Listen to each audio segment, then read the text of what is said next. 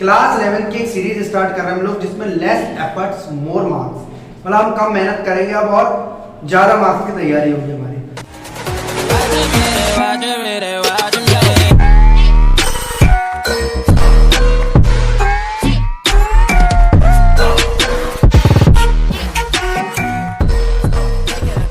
तो मैं daily basis पर आपको कुछ 5 या 10 पॉइंट्स यहाँ पर दिया करूंगा, पढ़ाऊंगा और समझाऊंगा, और नंबर ऑफ एमसीक्यूज अपने ऐप जीनियस ऑफ कॉमर्स पर आपको कराऊंगा डेली बेसिस पर, ताकि आपके टर्म 1 में बेस्ट मार्क्स आए और टर्म 2 के लिए भी आप साथ साथ प्रिपेयर हो जाए।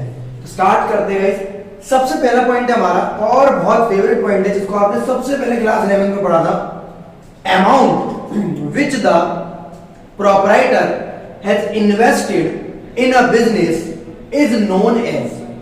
वो अमाउंट बताओ जो एक प्रोप्राइटर, एक ओनर अपने बिजनेस में फर्स्ट टाइम लगाता है, इन्वेस्ट करता है, उसको हम अकाउंटिंग की लैंग्वेज में क्या बोलते हैं। कुछ याद आ रहा होगा आपको, बिजनेस स्टार्टेड विद कैश, जब आप एंट्री डालते थे cash account debit to capital account वाली, वही चीज है guys. Amount which the proprietor has invested in a business is known as, इस अमाउंट को हम कैपिटल कहते हैं।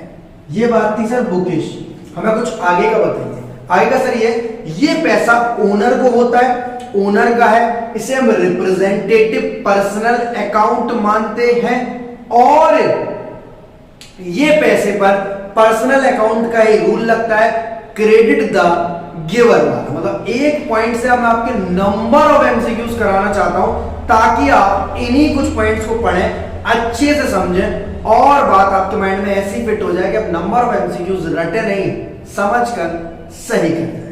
कैपिटल पर दोस्त सेपरेट लीगल एंटिटी वाला कॉन्सेप्ट लगता है। ये एक रिप्रेजेंटेटिव पर्सनल अकाउंट होता है, पर्सनल अकाउंट का रूल क्रेडिट द गिवर यहां पर फॉलो होता है।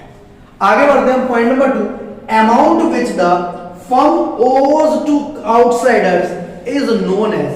वो अमाउंट बताओ जो फर्म को बाहर वालों को पे करना है। ओज है, ये ओन्स नहीं है। ओन्स होता तो हमारा होता, ओज मतलब हमें किसी को पे करना। उधारी, उधारी है ये, तो उधारी सर हमारी फर्म की लायबिलिटीज कहलाती है। मैंने पहले इसलिए ब्लैंक छोड़ दिए ताकि आप इसको पढ़ो, रीड करो, माइंड में सेट करो, और साथ साथ लिखते जाना।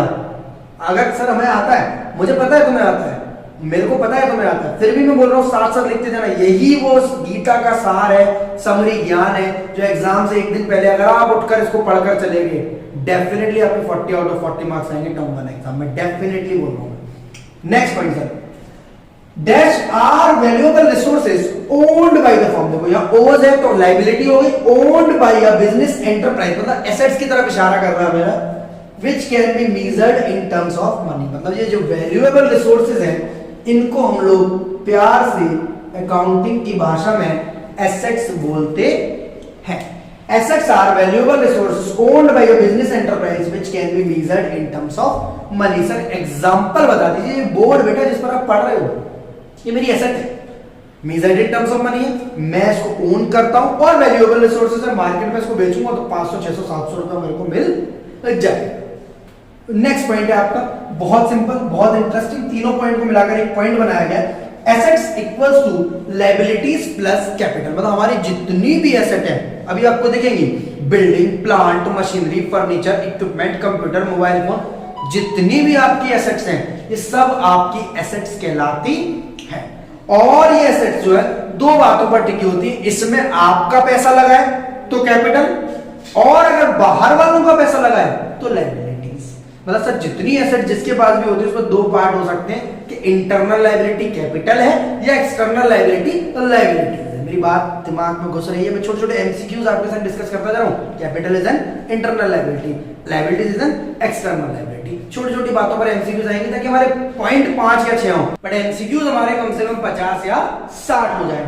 Next point is the most interesting point, और आपके दिमाग की घंटी बजाकर रख देगा दोस्त, मेरे साथ बने रहिए।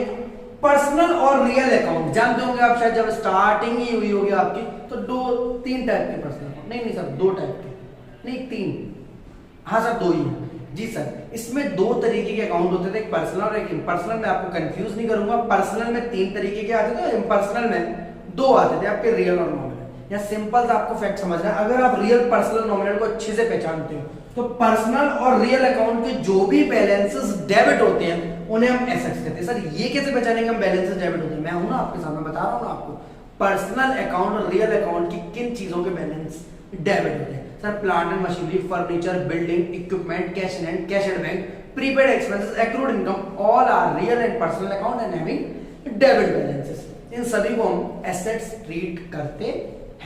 अगर पर्सनल अकाउंट का बैलेंस क्रेडिट हो जाएगा तो वो डेबिट, या रियल नहीं चलेगा दोस्त, सिर्फ पर्सनल अकाउंट और बैलेंस क्रेडिट। एग्जांपल के लिए bank loan, outstanding expenses, advance income, creditors या गुड्स परचेज फ्रॉम सप्लायर। जब हम लेते हैं उधार पर सामान तो उसे हम लायबिलिटी मानते हैं।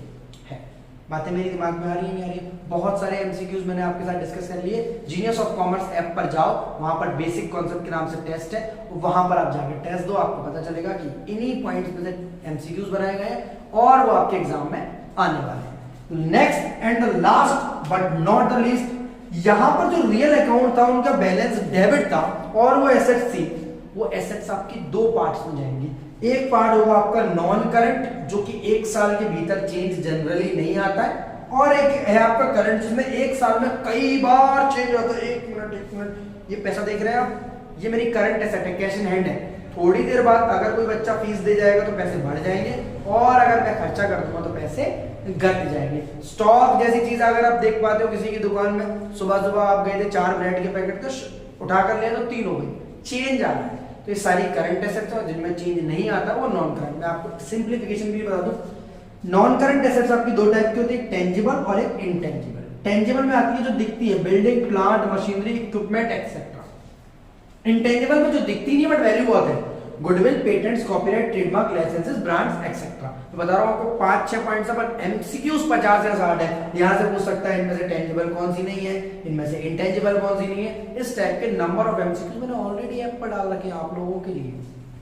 नेक्स्ट सर, करंट एसेट्स कौन कौन सी होती है sir? Stock, cash in hand, cash at bank, prepaid expenses, accrued income. Sir यहाँ टेंजिबल इंटेंजिबल नहीं होता, नहीं दोस्त, यहाँ टेंजिबल इंटेंजिबल नहीं होता। क्लास 12th में जब जाएंगे आप तो शायद एक चीज आपको मिले, liquid assets.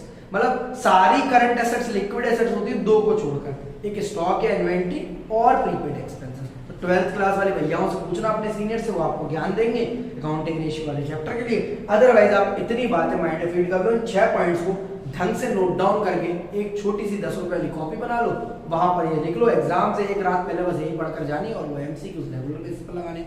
40 out of 40 marks के लिए यूं ही बने रहे चैनल पर। चैनल को कर लेना सब्सक्राइब।